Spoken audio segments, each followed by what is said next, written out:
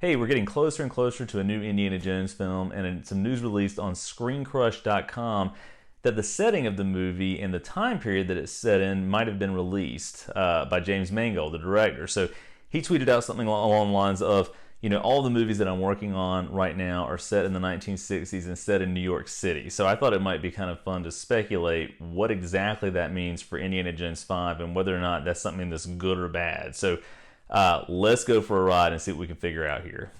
Hey, if you're enjoying the video, please be sure to give it a thumbs up. Please be sure to subscribe to the channel so you'll know when more content's on the way.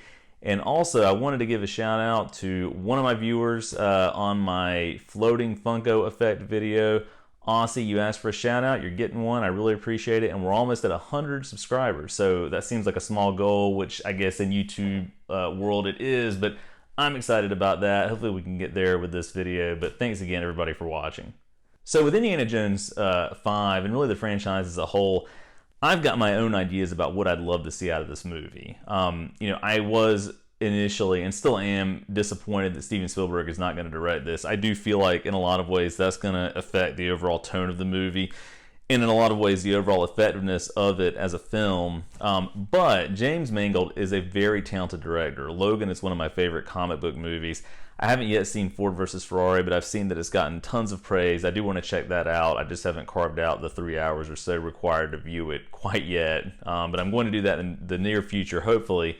But I am excited about Indiana Jones 5. I know people have their reservations after Crystal Skull, which personally I think is a underrated movie. I wouldn't say severely underrated. I understand why people have some problems with it. I don't think it's a perfect movie, but to me it's actually a more enjoyable viewing experience than Temple of Doom. So again, that's kind of a preference thing, and I know for a lot of people that's blasphemy. I'm a kid that was born in the early 80s, so I grew up with these movies. But I do have high hopes that the right director and the right writer, of which James Mangold potentially is both, for this movie can actually make it what it needs to be. So I don't know that they're going to make an Indiana Jones film after this. I think Disney has already indicated that this is it, that Harrison Ford is the one and only Indy Jones, and I think that that's for the best. I don't think they should do, the whole thing that people have speculated about where Chris Pratt comes in to play Indiana Jones or any of that. I think it just needs to end after this, but I would love to see the whole thing end on a really high note.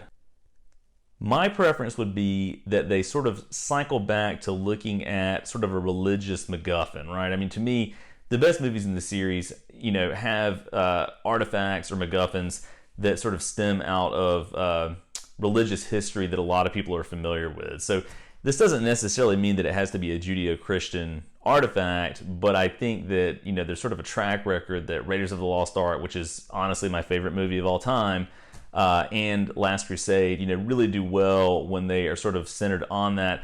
I think another part of why those movies did so well is the bad guy is very easily identifiable, and it's easy to understand why the bad guys are the bad guys, because Nazis are the worst of the worst, and so you want to see Indiana Jones take them out. Now we know that with this movie, it's going to be set in the 60s, potentially. It's going to be set in New York City, at least in part, and I'm not sure how I feel about that. To me, that could feel a little too National Treasury, and I don't really want that to happen. To me, Indiana Jones is about, traveling the world and seeing different sites and seeing ancient cultures. And so my hope is that at least only part of the movie is set in New York. If the whole thing is set in New York, it's going to have a very different tone than what the other Indiana Jones movies have. And I don't really think that's going to be a great thing, but that's just my take on that. I'm sure other people feel differently. It'll certainly be different than what we've seen in the past. So we'll just sort of see how that shakes out, I suppose.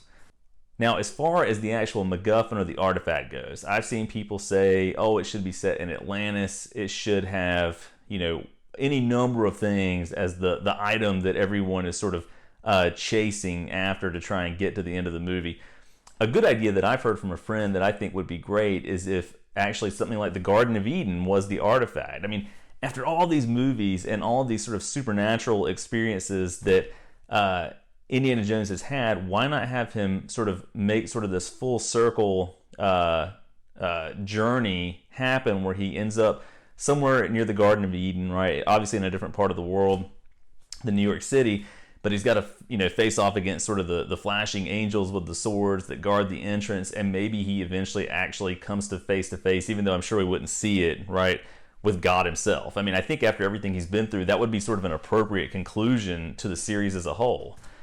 Either that, or maybe something like the Spear of Destiny. You know, even though the Constantine movie did something with that, which was pretty cool. Actually, I think that's another underrated movie in a lot of ways. But something like that could be good. And there, of course, are any other number of artifacts that could work for this. But I do think the setting, you know, if they decide to keep it in New York, as I mentioned earlier, is going to hamstring things just a little bit. And I don't know that that's going to work super well, but we'll see how that pans out. So anyway, that's just me speculating a little bit. I think it's fun to have these discussions, you know, sooner rather than later if the movie releases when it's supposed to. And it's been pushed back numerous times. I think now they're aiming for July 2022 or something like that for release. But sooner rather than later, we're going to have some more concrete details about what this actually is and what the setting is and what the MacGuffin is, what the plot is, all of that. But let me know what you think. I mean, what do you want to see out of this movie? You know, is Indy going to be sort of that person now that he's obviously much older, who's a graduate advisor in graduate school to a younger protege, and he's sort of shepherding him along